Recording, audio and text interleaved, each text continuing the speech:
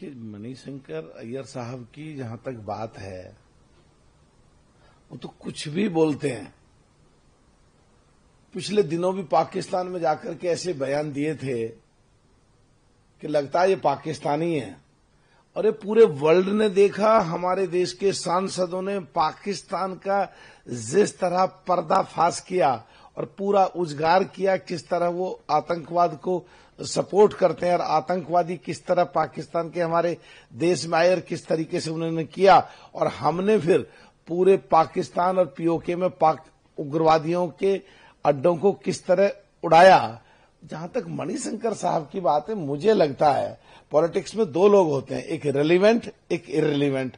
अब वो शायद इररिलेवेंट हो गए हैं और कभी कभी बीच बीच में रिलेवेंट होने के लिए ऐसा बयान देते हैं जिससे टेलीविजन में उनकी खबरें चल जाएं, पर ये बिल्कुल निराधार बेबुनियाद उनका बयान है। हमारे देश के सांसदों ने पूरे विश्व में जाकर के अलग अलग देशों में पाकिस्तान का जिस तरह बैंड बजाया या पाकिस्तान को जो उजागर किया या पाकिस्तान के और उग्रवादियों के जो रिश्तों का पर्दाफाश किया, वो सबके सामने सब लोग जानते हैं। कहा भारत की इकोनॉमी को शशि थरूर ने खंडन किया और बताया कि किस तरह से हम निर्यात कर रहे हैं 90 अरब डॉलर का, क्या कहना है? देखिए, जहां तक बात राहुल गांधी जी के बयान की है, मुझे तो ऐसे लगता है कि वो इतना ज्यादा होपलेस हो गए हैं एनडीए से या मोदी सरकार से कि वो खिलाफत करते करते वहां तक पहुंच जाते हैं जहां भूल जाते हैं एनडीए देश नहीं है, देश सबसे ऊपर है। वो देश की खिलाफत करने लगते हैं। और जो पिछले दिनों देखा, जो भी देश के खिलाफ बोलेगा, पाकिस्तान बोले चाहे दूसरे देश बोले चाहे अमेरिका बोला, वो उसी को सपोर्ट करने लगते हैं। अरे क्या चाहते हो? देश की खिलाफत करना चाहते हो? कम से कम इतना सोचना चाहिए था। कांग्रेस ने आजादी के बाद जो इकोनॉमी को इतना मजबूत किया है, वो भी तुमने 60 साल की वो भी डेड कर दी। अगर वो डेड है तो फिर आज हम और आप और पूरा देश जो सारा हर दृष्टि से तरक्की कर रहा है, जो आपके तत्कालीन 2004 से 2014 तक के प्रधानमंत्री मनमोहन सिंह ने कहा, हम देश की आर्थिक स्थिति या इकोनॉमी देश की चौथे नंबर पे ले आएंगे 2040 तक, हम 2025 में लेके आ गए। जब बंबई का हमला हुआ, लोगों को भून दिया गोलियों से, तुमने कुछ नहीं करा और बाद में समझौता हुआ, दोनों देश शिकार हैं आतंकवाद के और समझौते में आज की वैल्यू लगाएं तो 55,000 करोड़ और दे दिए, जिससे आज हमारे देश के निर्दोष लोगों को वहां के आतंकवादी उस पैसे से हथियार खरीद के हमारे देश को सता रहे हैं। तो क्या बोल रहे हो तुम? अरे आज पूरे वर्ल्ड में देश की चर्चा है। देश के लोग पूरे विश्व में किसी भी देश के एयरपोर्ट पर जब उतरते हैं तो आज भारत के लोगों को बड़े इज्जत के साथ देखा जाता है। तो ऐसी कोई बयान मत दो जो देश के खिलाफ जाती हो, देश के लोगों के खिलाफ जाती हो, देश के नौजवानों के खिलाफ जाती हो। देश की इकोनॉमी को अगर राहुल गांधी जी डेड बताओगे तो ये देश के भी खिलाफ, देश के लोगों के खिलाफ, देश के नौजवानों के खिलाफ, 60 साल कांग्रेस का सरकार रहा उसके भी खिलाफ। हमें तो जो चाहे कहना कह दो आप। हमने 2040 में जो कांग्रेस सोचती थी 2025 में करके दिखाया। ये देश देख रहा है सब और सब समझ रहा है।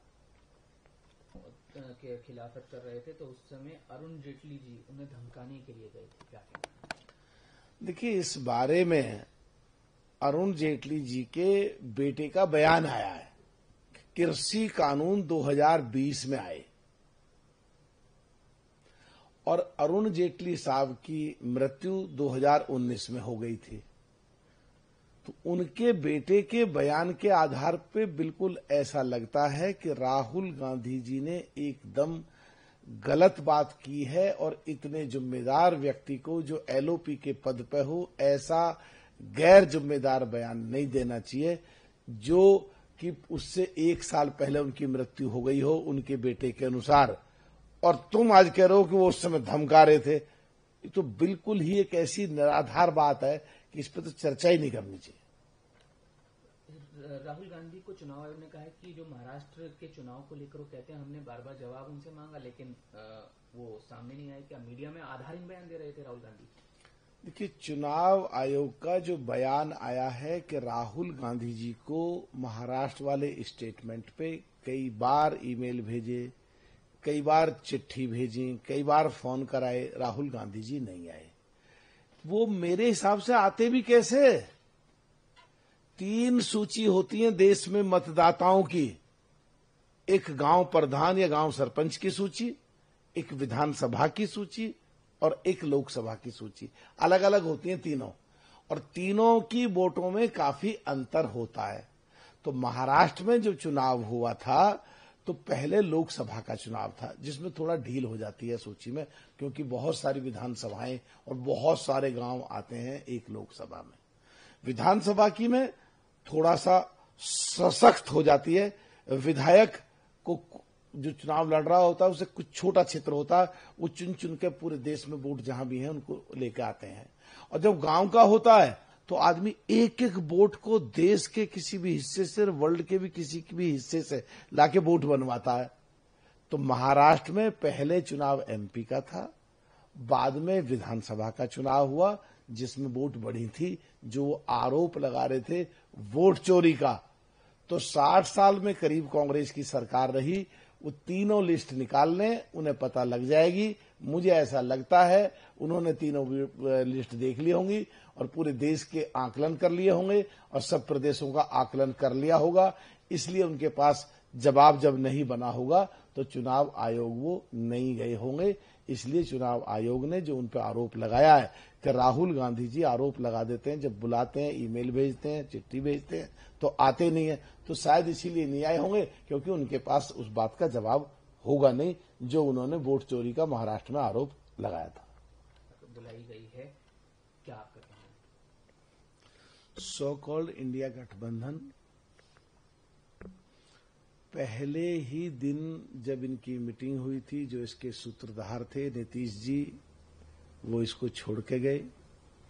फिर लोकसभा के चुनाव से यूपी में भी इनकी काफी तकरार चली, हरियाणा में लड़ाई हुई, अलग अलग लड़े, दिल्ली में अलग अलग लड़े, आप पार्टी और कांग्रेस विधानसभा के चुनाव में, और महाराष्ट्र में अखिलेश जी के साथ जो अखिलेश जी की जिस तरह इंसल्ट की इन्होंने, और राजस्थान में भी जिस तरह अखिलेश जी के साथ तालमेल नहीं बैठा, हरियाणा में भी अखिलेश जी को बिल्कुल सीट नहीं दी, और यूपी में उनके साथ उनके सहारे से काफी एमपी जीत करके इनके आगे, महाराष्ट्र में भी उनको सीट नहीं दी, महाराष्ट्र में अखिलेश जी ने अलग लड़ा दिए, तो इनका वहां भी सब साफ हो गया।